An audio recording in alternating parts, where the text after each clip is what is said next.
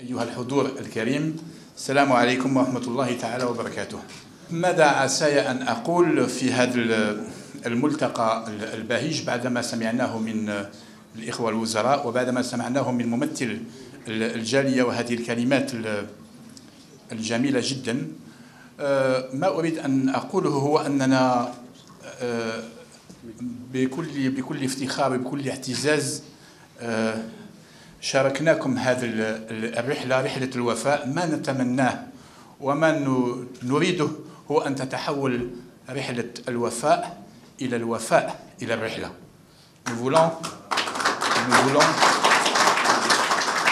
Nous voulons que cette traversée de la fidélité se transforme en une fidélité à la traversée, donc à la destination Algérie.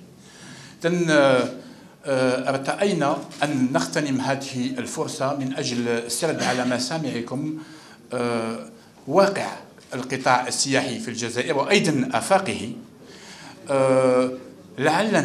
لعلنا نزرع لديكم حب المساهمة والمشاركة في إعادة بناء الوجهة السياحية الجزائرية، وهذا عبر الاستثمارات السياحية، عبر أيضا تحفيز التكوين السياحي إلى آخر ذلك.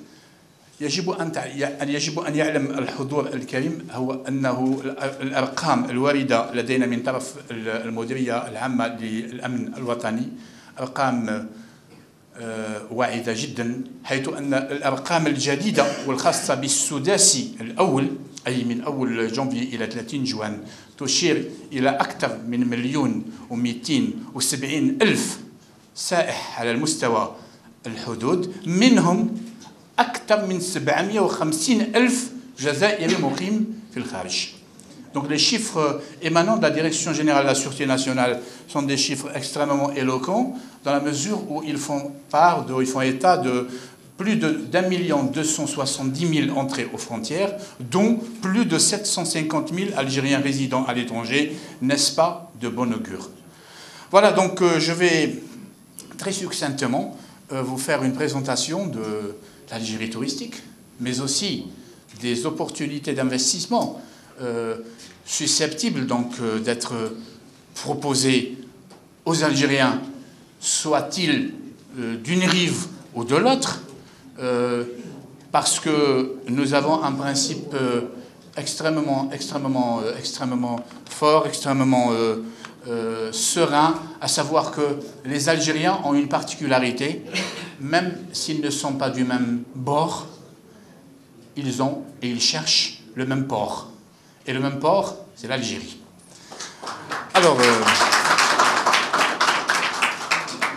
Alors voilà, donc on a appelé cette présentation à l'Algérie pays continent. On aurait pu l'appeler aussi Algérie trésor caché, on aurait pu l'appeler comme on veut, tellement l'Algérie est un pays qui inspire, donc c'est le plus beau des secrets. Je vous laisse apprécier je vous disais, c'est un spot qui nous tient à cœur. Peux-tu garder un secret?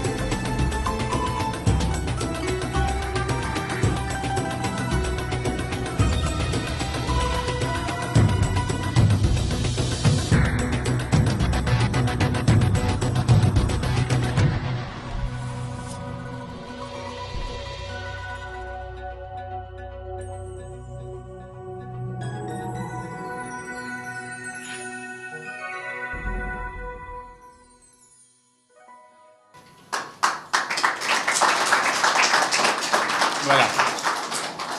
Donc, ce plus beau secret, non, on voudrait, même si c'est le secret de Polichinelle, le partager avec vous.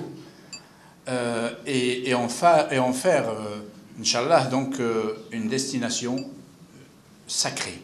Alors, quoi de mieux que de commencer par le message de son Excellence, Monsieur le Président de la République, parlant justement de la destination Algérie. Dieu nous a gratifiés d'un pays comme il n'en existe que peu dans le monde, avec ses paysages et ses sites fabuleux, un pays d'une grande diversité où, à chaque station, le touriste a l'impression de passer d'une saison à l'autre, d'un paysage à l'autre, sans changer en fait de lieu. Alors, maintenant la stratégie, on ne peut pas commencer cette communication sans vous parler de la stratégie nationale approuvée par le gouvernement algérien, le schéma directeur d'aménagement touristique, qui s'appuie sur 5 dynamiques et qui est censé donc faire de l'Algérie une destination touristique à l'horizon 2030. Alors cette stratégie s'appuie sur 5 dynamiques, vous les avez en face de vous: le plan destination, le développement des investissements, la mise à niveau, le plan qualité tourisme, la chaîne touristique et enfin le financement et l'accompagnement. Nous allons en parler un petit peu, pas trop longtemps parce qu'on n'a pas le temps, mais il faut quand même que je vous en dise un mot. Alors le plan destination, à quoi consiste ce plan destination? Et justement par rapport à cela, nous avons fortement besoin de votre appui, parce que le plan destination repose justement sur le concept de l'image, de la perception de l'image du pays, aussi bien au niveau national qu'au niveau international. Alors, on a fait ça juste pour... on est où là? Au Congo, au Pérou? Non, on est en Algérie. C'est à Béja, à Kefrida, ou les trucs de... Regardez. Parce que j'oubliais, parce que notre objectif, c'est de faire de sorte qu'à chaque fois que l'on voit un beau paysage, de faire de sorte à ce que l'on dise « Tiens, on dirait qu'on est en Algérie ». Au lieu de dire « on dirait qu'on est en Algérie ». Tellement l'Algérie est un pays beau, diversifié, donc il faudra que ce soit un pays de référence. Tel est donc l'objectif. Là aussi, vous avez le lac Tonga de Tarf, un paysage aussi très attrayant. Mais voilà, nous sommes en 2013 et par conséquent, si nous voulons donc monter une industrie touristique algérienne authentique, nous devons nous mettre à jour sur le plan des technologies d'information et de communication. Parce qu'aujourd'hui, plus de 70% des voyages se vendent en ligne. Je ne vous apprends pas grand-chose, vous le savez. À partir du moment où vous êtes de l'autre côté, vous le savez fort bien. Plus de 70% des voyages se vendent en ligne. L'Algérie est un pays jeune, tellement jeune que plus de 60% des Algériens ont moins de 30 ans. C'est très important.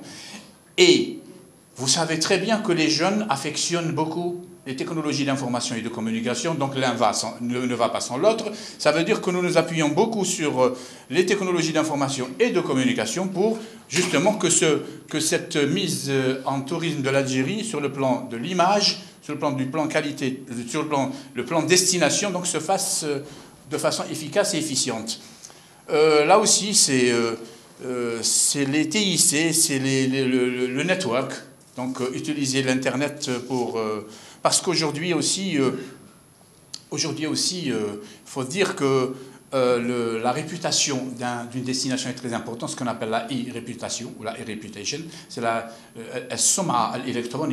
réputation électronique est primordiale si nous voulons donc capter un flux touristique. Et par rapport à tout cela, je vous disais, nous avons fortement besoin de votre relais au niveau dans l'autre rive pour donner, comme l'a dit si bien Monsieur le ministre, pour refléter la véritable image de la destination Algérie. Regardez, là, j'ai tenu à vous montrer cela.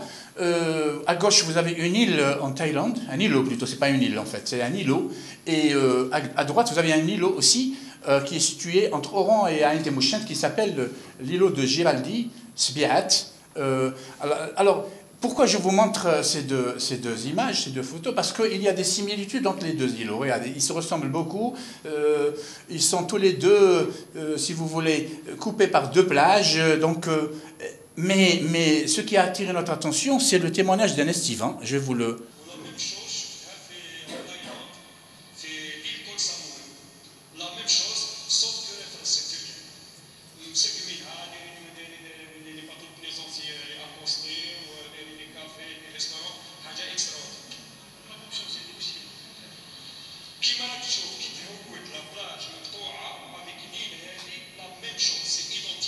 Donc vous voyez que nous l'avons fait exprès, en fait, c'est cette vidéo qui a fait que nous sommes allés à la recherche de cette île en Thaïlande pour essayer de voir ce que cet estivant a voulu nous dire. Quand il a été subjugué par l'îlot de Sbiat, je ne passerai pas sans vous dire pourquoi cet îlot s'appelle l'îlot de Giraldi. Parce que tout simplement, il revêt une belle histoire. Je vais vous la raconter, je ne vous priverai pas de cette... C'est une histoire d'un colon espagnol qui vivait là-bas lors du XVIIIe siècle. Et la légende dit que ce Giraldi avait eu un problème conjugal. Il avait été quitté par son épouse, et dans un élan de désespoir, il est allé s'isoler sur cet îlot où il a construit, dommage, on n'a pas le temps, une maison avec toutes ses commodités, avec toutes ses structures d'accompagnement. Il a vécu sur cet îlot jusqu'à sa mort. Et depuis, les riverains de la région de Sbiat, au lieu de dire la plage de Sbiat, ils disent la plage Giraldi sans savoir ce que voulait dire vraiment cette appellation. Et nous avons appelé cet îlot l'îlot de la séparation, parce qu'il sépare deux plages, mais parce qu'il évoque une bien triste histoire de séparation aussi. Là, c'est toujours par rapport aux technologies d'information et de communication, le gouvernement algérien est conscient. Même si je suis en train de faire de la promotion, c'est pour vous faire passer le message que le gouvernement algérien est conscient, est très conscient qu'aujourd'hui, en 2013, votre région, votre pays, votre bourgade, votre structure, votre commerce n'est plus ce que vous en dites. C'est terminé. Ça, c'est terminé. Votre région, c'est ce que le network en dit. C'est ce que Facebook dit, ce que YouTube, ce que Twitter en disent. Donc nous ne sommes plus, si vous voulez, nous ne sommes plus maîtres de nos marques. Nous ne sommes plus maîtres de nos marques, mais nous sommes donc, si vous voulez, nous sommes, je vais même dire le mot, l'esclave des technologies d'information et de communication. Nous devons être efficaces, nous devons être efficients, nous devons être agressifs pour justement imposer notre marque, parce qu'aujourd'hui, la réputation électronique, comme vous le voyez, est primordiale. Alors, je vais vous dire, regardez ce qui se passe en 60 secondes. Très rapidement, regardez ce qui se passe en 60 secondes. En 60 secondes, on a plus de 600 vidéos envoyées sur YouTube. Plus de 600 vidéos sont envoyées en 60 secondes sur YouTube. Vous avez 168 millions d'emails envoyés en 60 secondes. 510 000 commentaires sur Facebook en 60 secondes. C'est vous dire que... Pour continuer à être visible, il faudra donc investir le monde des technologies d'information et de communication, parce qu'aujourd'hui, souvenez-vous, il y a de cela quelques années, 10 ans peut-être, au grand maximum, on disait qu'un touriste satisfait allait ramener dans son entourage 10 touristes. Et un touriste insatisfait allait décourager 100 touristes. C'est faux. Aujourd'hui, c'est faux. Aujourd'hui, un touriste satisfait, c'est des millions, voire même des milliards. Un touriste insatisfait, c'est pire. Parce qu'aujourd'hui, il y a les réseaux sociaux. Avant, c'était le bouche à l'oreille. Le touriste insatisfait, c'est dans son bureau qu'il faisait de la mauvaise publicité. C'est dans sa famille, c'est par rapport à ses proches. Mais aujourd'hui, les proches, c'est la toile, c'est le monde. Et par rapport à tout cela, le gouvernement algérien, encore une fois, je vous le confirme, est conscient de l'enjeu. Nous allons passer à l'investissement. Parce que c'est aussi cela qui est... si vous voulez, qui est important aujourd'hui pour la destination Algérie. Nous sommes un pays qui pâtit d'un déficit en lits, quand même, vous le savez tous, criard. Je vous donne un chiffre comme ça. De toute façon, les chiffres sont là, mais je vous dis, nous avons quelque chose comme 97 000 lits en cours d'exploitation, donc qui sont utilisés, dont, je vais dire à peine 25% répondent vraiment aux normes internationales. Nous en sommes absolument conscients. Et sachez qu'en Algérie, nous avons... les zones d'expansion touristique qui sont tout naturellement destinées au tourisme, mais sachez aussi que sur les 205 zones d'expansion touristique recensées au niveau national, vous en avez 158 sur le balnéaire. Vous devez le savoir. Donc le plus gros du potentiel foncier touristique algérien se situe sur le balnéaire. Vous en avez la preuve, 36 929 hectares Soit pratiquement 70% du foncier algérien est balnéaire. Et quand je dis balnéaire, je ne le dis pas juste pour vous dire que c'est balnéaire, pour vous dire que les investissements qu'on doit injecter au niveau du balnéaire doivent épouser les spécificités du balnéaire, c'est-à-dire c'est des investissements qui doivent respecter les écosystèmes balnéaires. Je ne vais pas bétonner ma côte. Tel est le message que je voulais vous adresser. C'est très important.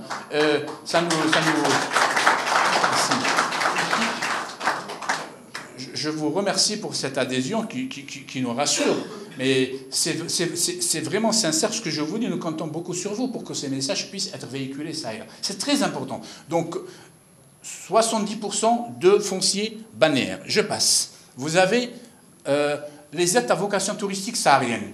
Vous allez me dire, je suis tout à fait d'accord avec vous, qu'au niveau du Sahara, je n'ai pas vraiment besoin de ZEC. Tout le Sahara est zone d'expansion touristique. Je n'ai pas besoin de délimiter au niveau du Sahara. C'est vrai, nous en sommes conscients, mais la classification a fait qu'il y a 18 zones d'expansion touristique au niveau du sud, de notre sud, classées donc à peu près 10 000 hectares, soit quelque chose comme 18%. Mais là aussi, je vous rassure, nous sommes conscients qu'au niveau du sud algérien, nous n'avons pas besoin de construire. Nous allons le voir tout à l'heure, je préfère vous laisser le... Alors, nous avons aussi un troisième type de zone d'expansion touristique, ce sont les aides à vocation thermale. Et vous savez tous que le thermalisme est une branche extrêmement importante dans le tourisme parce que c'est une forme touristique qui ne pâtit pas du problème de la saisonnalité. Le thermalisme fonctionne à longueur d'année, alors que le balnéaire ne peut fonctionner que la saison estivale. Le saharien, c'est pendant la saison touristique saharienne. Au-delà du mois d'avril, il fait trop chaud. Le thermalisme est une formule ou une forme touristique qui ne connaît pas de saisonnalité et pour cela, nous en faisons notre cheval de bataille en matière de relance du secteur. 17 zones d'expansion touristique, quelque chose comme 3700 hectares, c'est pas 3750 hectares, ce n'est pas beaucoup, 7% du foncier global. Et enfin, les culturels, parce qu'il y a aussi des zones d'expansion touristique culturelles, elles ne sont pas nombreuses aussi. Nous en avons 9 pour quelque chose comme 2000 hectares, soit 4% du foncier global. Alors, bon, ça c'est la... Ah non, j'ai oublié les aides climatiques, effectivement. C'est les montagnes, c'est Cheria, etc. C'est le tourisme climatique, les sports d'hiver. Nous en avons 3 pour 881 hectares. C'est vraiment pas beaucoup là. 1%, c'est maigre. C'est vous dire que... Voilà, donc là, c'est la récap globale. Comme vous voyez, le balnéaire domine la donne, il n'y a rien à dire. Et le reste se partage quelque chose comme 30% du foncier. Alors, nous passons justement, par rapport à tout cela, au développement des investissements. Comment nous voyons en Algérie, comment le gouvernement algérien voit l'investissement touristique. D'abord, quelques chiffres. Sachez qu'aujourd'hui, au moment où je vous parle, nous avons quand même un certain nombre de projets en cours de réalisation, 713 projets en cours de réalisation au niveau national. Mais regardez la vocation des projets. 67,88% des projets sont des projets d'hôtellerie urbaine. C'est des chiffres qui parlent, extrêmement éloquents. 21% de projets sont balnéaires, 154 projets. 28 sont thermaux, 24 sahariens, 23 climatiques et ruraux. Donc, vous voyez que l'investissement est dominé par le tourisme, je vais dire affaires, mais comprenez tourisme affaires au sens large. Ne le prenez pas dans le sens tourisme affaires haut de gamme. Tourisme affaires, c'est le tourisme des villes, le tourisme urbain. Alors, ça, ce sont les projets en cours de réalisation qui sont agréés. Alors, regardez maintenant le parc hôtelier touristique, le parc hôtelier algérien, dont je vous parlais tout à l'heure, 1136 établissements. Là aussi, avec quand même une certaine variante, là aussi vous avez une domination urbaine à 49%. Ce sont des hôtels qui se situent au niveau des villes. Au niveau de nos sites de balnéaires, nous avons 31 238 lits, soit 32% du parc hôtelier global. Et le reste se partage le saharien, le thermal et le climatique. Comme en Algérie, nous voyons la suite des événements en matière d'investissement touristique. Sachez que nous sommes en train de réaliser au niveau des 48 wilayas algériennes des schémas directeurs d'aménagement touristique de wilayas. مخططات توجيهية أو مخططات توجيهية للولاية. Donc c'est des schémas directeurs, les tahiyya al-wilaya. C'est chaque schéma directeur d'une wilaya est spécifique à cette wilaya. Il consiste à quoi? Bon, d'abord les chiffres. Nous avons sur 48 wilayas, 36 en cours d'élaboration, 3 qui sont finalisés, achevés, 8 en cours de lancement et 1 qui n'est pas encore inscrit. Nous tâcherons de le faire incessamment. En quoi consistent ces schémas directeurs et pourquoi j'en parle justement? Eh bien, ces schémas directeurs sont la feuille de route de l'avenir du tourisme algérien. Nous avons compris qu'on n'investit pas à Alger, comme on investit à Soukharas, et qu'on n'investit pas à Batna, comme on en investirait à Tamanrast. Donc, chaque wilaya est en train de réaliser son schéma directeur d'aménagement touristique de wilaya qui va nous dire comment je mets en tourisme cette wilaya en fonction de ses spécificités. Quelles spécificités?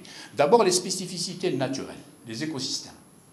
Parce que l'écosystème de Tamanrasset est différent de l'écosystème de Chebea, de Blida. Et l'écosystème de Sidi Faraj est différent de celui de l'écosystème. Donc l'écosystème va dicter le matériau de construction à utiliser. Il ne faut pas que les matériaux de construction utilisés soient en contradiction avec les écosystèmes et par conséquent, ils vont hypothéquer l'avenir touristique de la région. Donc, 1, les écosystèmes. 2, c'est les spécificités des populations locales. Je ne mets pas n'importe quelle structure touristique n'importe où. Il faut d'abord que je fasse une étude sociologique pour voir si les populations locales vont accepter, vont adhérer à ce projet, vont participer pour qu'il n'y ait pas de clash entre donc, le projet, et nous avons vu ça dans certaines régions chez nous, parce que c'est des projets qui avaient été faits sans étude de marché, qui avaient été faits de façon fortuite, de façon hasardeuse, j'allais dire. Donc ces spécificités doivent être prises en considération quand je veux mettre en tourisme ma région, ma wilaya ou ma zone. Alors, quand on parle de foncier touristique et d'investissement, nous sommes conscients en Algérie qu'il y a une chose à éviter, mais alors là, à éviter avec beaucoup de force et de véhémence, c'est de copier. Il ne faut surtout pas copier des modèles qui ont été réalisés ça et là, et vouloir coûte que coûte les coller à l'Algérie. J'ai entendu au cours de mes visites un peu partout en Algérie des phrases du genre « Monsieur le ministre, pourquoi on ne fait pas comme nos amis ?» J'aime pas ça. Mais je n'aime pas ça du tout. Nous n'avons pas à faire comme. Nous avons à faire notre produit, notre industrie touristique. Nous n'avons pas besoin de copier ce qui a marché chez les autres.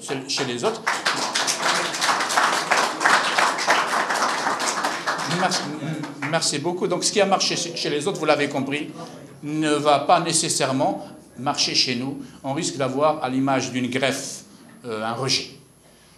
Et par conséquent, nous allons éviter de copier, nous allons coûte que coûte nous évertuer avec vous, grâce à vous, en coordination, à justement faire de l'Algérie une destination authentique, une destination qui a une âme, qui a une identité.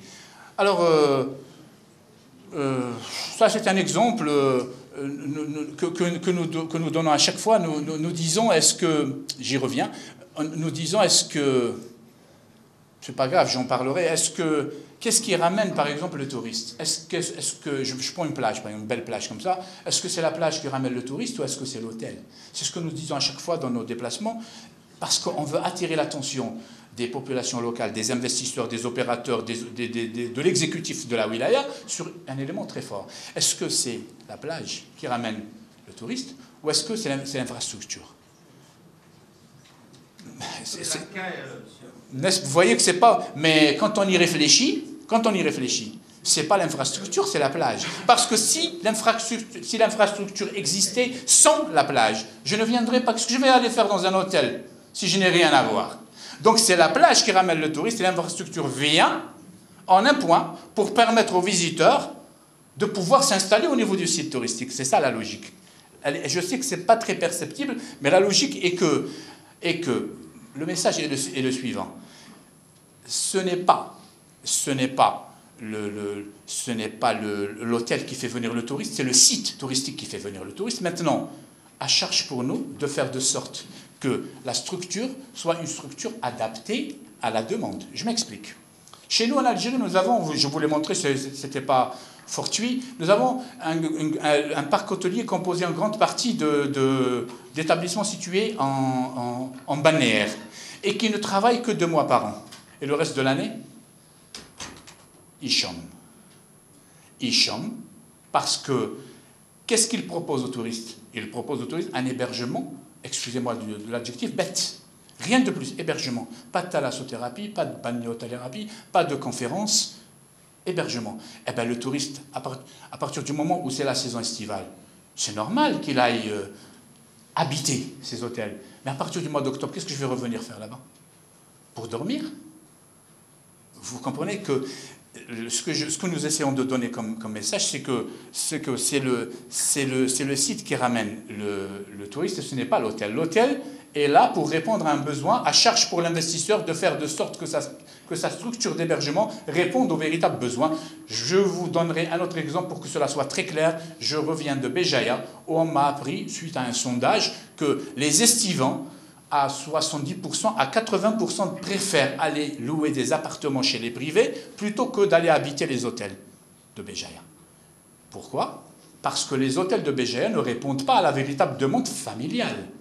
La famille veut un appartement, une cuisine, un salon. Un hôtel n'est pas fait pour une famille. Voilà ce que je voulais dire. Donc, si moi, avant de construire, je fais une étude de marché, je vais construire ce qui va répondre à une demande. Au lieu de construire et me mettre devant le fait accompli, et mettre l'administration devant le fait accompli, et mettre le secteur devant le fait accompli. Alors,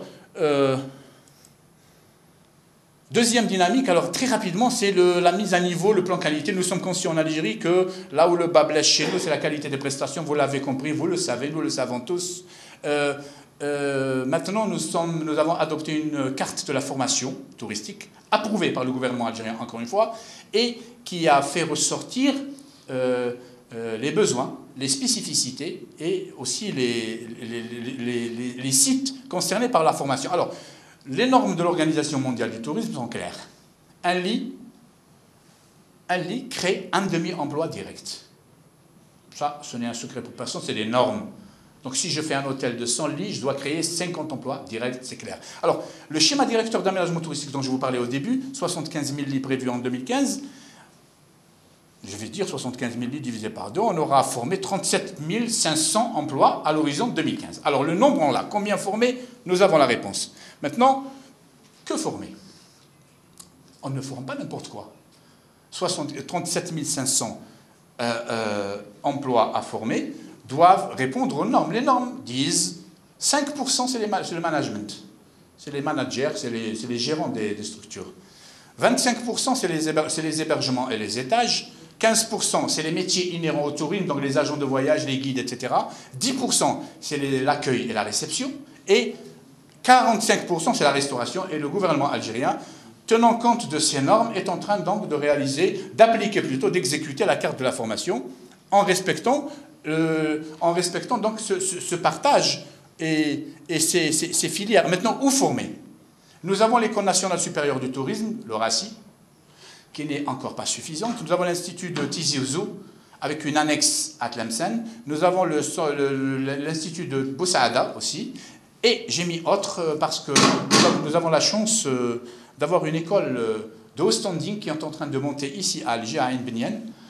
C'est une école qui est l'œuvre de la Société des investissements hôteliers, la SIH, qui est en train de réaliser une école qui va être réceptionnée en janvier 2014, donc très bientôt, qui va donner à l'Algérie une capacité de formation de 880 places pédagogiques, c'est pas rien, et tenez-vous bien, qui va être gérée, qui va être managée par l'école hôtelière de Lausanne, de Suisse, pendant 8 ans, pour permettre à la partie algérienne de faire le transfert d'expertise et d'expérience et de compétences au bout des 8 années. Donc nous sommes conscients que sans la formation, nous ne pouvons absolument pas relever le défi de la destination Algérie, parce que ça ne sert absolument à rien, mais alors là, à rien du tout, de faire des hôtels du genre Marriott ou des Sheraton, si la main-d'œuvre qui gère ces hôtels, si les managers de ces hôtels ne sont pas au niveau de la structure, ça ne sert absolument à rien. Vous n'avez qu'à vous connecter à TripAdvisor, cliquez sur l'hôtel, vous allez avoir les commentaires de tous ceux qui ont séjourné au niveau de ces établissements hôteliers, et ça doit donner à réfléchir. Alors, La troisième dynamique, c'est la transversalité, l'intersectorialité. Alors c'est important, le tourisme est un secteur qui a ses spécificités. Le tourisme n'est pas les travaux publics, le tourisme n'est pas le transport. Le tourisme est un secteur transversal. Donc le tourisme a besoin du transport, a besoin des travaux publics, a besoin de l'environnement, a besoin de la culture, a besoin de l'énergie, a besoin de l'hydraulique. C'est un secteur transversal, donc qui ne doit pas être appréhendé comme les autres secteurs dits verticaux qui ont un programme et qui le réalisent. Donc travaux publics, j'ai un programme de routes et d'autoroutes et d'ouvrages, je le réalise. Le tourisme, c'est différent. Le tourisme a besoin de tous les autres secteurs. C'est pour cela qu'il y a une dynamique dans la stratégie nationale qui s'appelle l'intersectorialité, la transversalité et aussi le partenariat public-privé parce que, à titre d'exemple, je me plais toujours à redonner un adage des travaux publics qui dit que la route du développement doit passer par le développement de la route. La route du développement passe par le développement de la route. La dernière dynamique, donc on a dit plan qualité, plan destination, on a dit formation, on a dit investissement, on a dit intersectorialité. La dernière, c'est le financement et l'accompagnement. Vous allez me dire, c'est normal, le nerf de la guerre, on ne peut pas réaliser des investissements si on ne fait pas accompagner les investisseurs par des facilitations, par des crédits avec des bonifications, etc. Et là-dessus, je dois vous dire que le ministère du Tourisme a signé 6 conventions avec 6 banques. La BADR, la BDL, comme vous voyez, la CNEP Bank, le FGAR, le Fonds de garantie, le CPA, le Crédit Populaire Algérien, et Jazair Istithmar, que nous ne voyons pas ici. Ce sont des banques qui ont fait des conventions avec le secteur pour accompagner les investisseurs avec des avantages extrêmement attractifs. À titre d'exemple, je vous donne aujourd'hui, on donne à l'investisseur un délai de 12 années pour rembourser. C'est une première chez nous. Je vous le dis en connaissance de cause, c'est une première. Ça veut dire qu'on met l'investisseur, parce que c'est un investissement long, qui est donc le retour sur l'investissement n'est pas aussi rapide que ça. On a compris, les banques commencent à comprendre, accompagnent les projets de plus en plus, et c'est de bon augure aussi pour le secteur. Alors ça c'était les 5 dynamiques. Je vais finir très vite maintenant. Quel est l'objectif à travers cette stratégie? Quel est l'objectif escompté par le gouvernement algérien? C'est celui-là. C'est mettre en tourisme toute l'Algérie et toute l'année. Toute l'Algérie et toute l'année. Pourquoi toute l'Algérie et toute l'année? Parce qu'il y a un concept en tourisme, en économie touristique, qui s'appelle le concept de résilience. C'est quoi ce concept de résilience? Je crois que j'ai quelque chose là-dessus. Ça c'est quelque chose de très... C'est un message très fort. Il y a du luxe aujourd'hui. Le luxe ne se vit plus de la même façon. Le luxe aujourd'hui a changé. Le luxe aujourd'hui, ce n'est plus les buildings, ce n'est plus les casinos, ce n'est plus les 5 étoiles, ce n'est plus les artifices de certains pays du Moyen-Orient, à titre d'exemple. Le luxe aujourd'hui, c'est ça. Au niveau mondial, il y a un retournement qui fait que l'industrie touristique est en train de revenir vers la nature, est en train de revenir vers l'authenticité, est en train de revenir vers le bio, vous le savez. Et l'Algérie, parce que nous avons la chance d'avoir encore pas donc utilisé notre foncier, dont je vous parlais tout à l'heure, nous avons la chance finalement à quelque chose, malheur est bon, comme on dira. Hein? L'Algérie a la chance d'avoir encore pas consommé son foncier, alors elle cherche pour nous de le consommer de belle façon en nous inscrivant dans la nouvelle dynamique qui est la dynamique de l'écotourisme, parce que l'Algérie n'a pas subi les assauts des promoteurs, les paysages ne sont pas dénaturés, la nature n'est pas trop abîmée. En Algérie, le tourisme est immanent, il est immanence, et par conséquent, on a beaucoup de choses de façon intrinsèque, on doit juste les mettre en valeur. Alors, regardez, ça c'est une nouvelle formule, je ne sais pas si vous en avez déjà entendu parler, en vogue au niveau mondial, qui s'appelle le glamping. C'est quoi le glamping? Le glamping est une composition de 2 éléments, glamour et camping.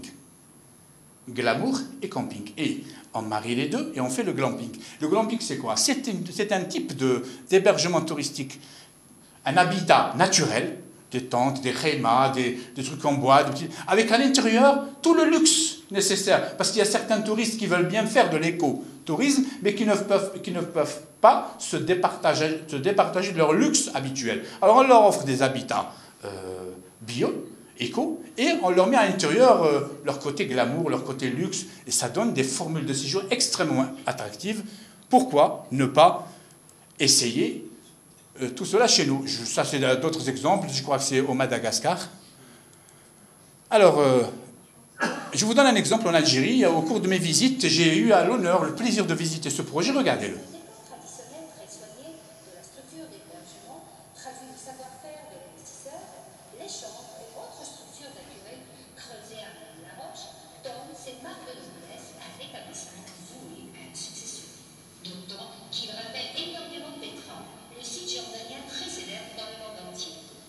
Alors ça, c'est un investisseur à Ouargla. À Ouargla, il a eu l'ingénieuse idée de creuser ces chambres. Donc c'est des grottes. Il a 25 chambres, c'est 25 grottes. Je vous prie de me croire, le dépaysement est assuré. Assuré, vous avez 10 degrés de température de différence par rapport à l'extérieur. Et puis ce qui est très fort, c'est qu'à l'intérieur, vous avez un dépaysement assuré, et c'est absolument ce type d'investissement que nous voulons encourager chez nous. Je vous parlais tout à l'heure du concept de résilience. Le voici. Regardez.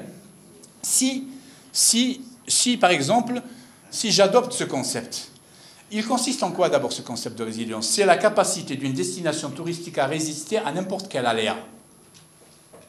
Géopolitique, économique. Alors si par exemple, en Algérie, je concentre mon activité touristique sur le balnéaire ou sur le saharien, et que les lumières du balnéaire s'éteignent. Regardez, du saharien s'éteignent, l'Algérie restera allumée quelque part. Il y aura toujours de la visibilité parce que j'ai mis de l'industrie touristique un peu partout. Donc il ne faut pas entendre cette voix qui dit que le tourisme en Algérie c'est le saharien. C'est faux.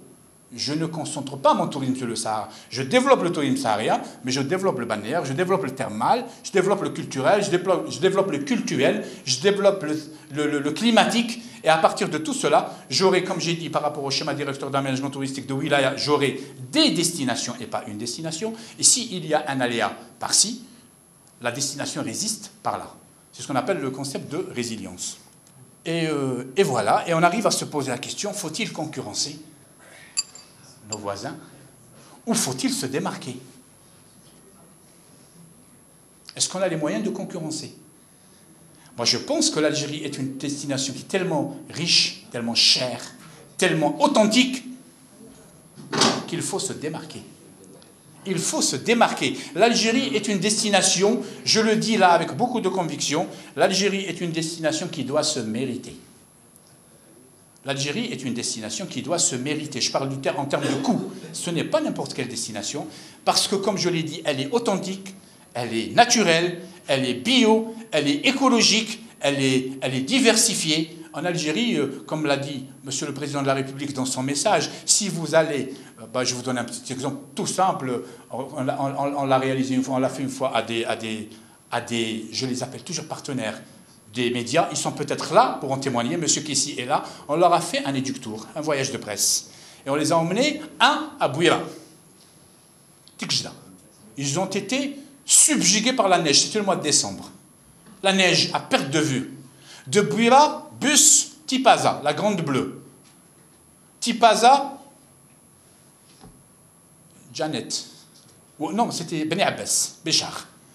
Alors ils sont passés, regardez, de la neige à la mer, au désert, en un clin d'œil. Est-ce que vous connaissez beaucoup de pays qui peuvent offrir ça? Non. Eh ben voilà. Donc c'est une destination qui doit se mériter, et quand on dit que l'Algérie est une destination chère, elle est chère dans les deux sens de l'adjectif. Chère et cher, chérir. Donc, étant une destination qui doit, nous devons nous démarquer, et nous devons donc faire de sorte que la destination Algérie soit une destination qui s'impose par son authenticité, par sa spécificité, par sa diversité, et non en bradant cette destination. Voilà donc grosso modo ce que j'ai voulu vous transmettre comme message, et que nous tablons beaucoup, mais alors là, beaucoup sur le tourisme domestique.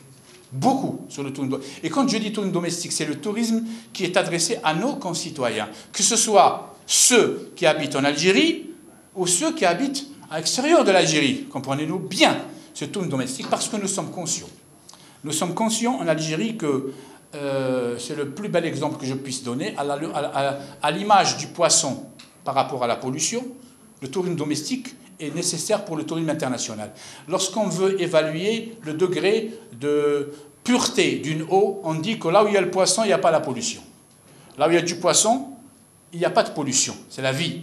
Et bien là où il y a du tourisme domestique, il y aura du tourisme international. Quand il n'y a pas de tourisme domestique, il n'y aura jamais de tourisme international. Il ne faut pas mettre la charrue avant les bœufs. Il ne faut pas acheter des dentelles avant d'avoir des chemises. Donc, nous en sommes conscients et nous donnons de l'importance, nous privilégions, nous priorisons le tourisme domestique et nous sommes en train de monter une industrie touristique progressivement à destination. Donc, et c'est pour cela que nous appliquons à la lettre ces beaux vers. Je finirai avec ça. Hâtez-vous lentement, hâtez-vous lentement. Et sans perdre courage, 20 fois sur le métier, remettez votre ouvrage. Nous avons commencé par une belle publicité, nous finissons avec une plus belle encore, Le voyage du cœur de Zinedine Zidane.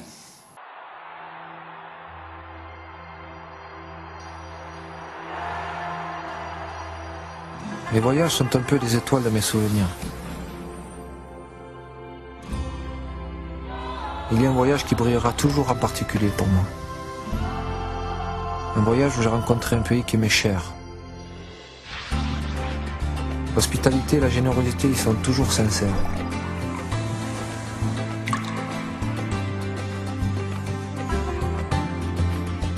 Les paysages y sont spectaculaires.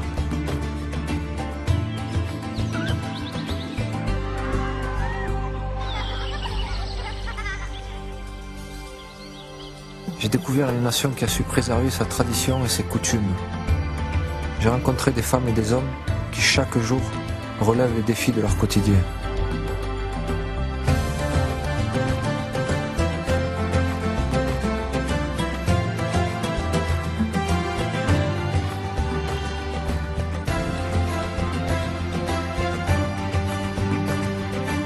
En Algérie, l'histoire s'écrit depuis des siècles. L'Algérie, le voyage du cœur. Eh bien, parce que le slogan de la destination... Parce que justement le slogan de la destination Algérie est, comme vous l'avez vu, le voyage du cœur, nous sommes extrêmement, mais alors je vous le dis avec beaucoup de sincérité, extrêmement heureux de vous avoir avec nous au cœur de l'Algérie. Et je vous remercie.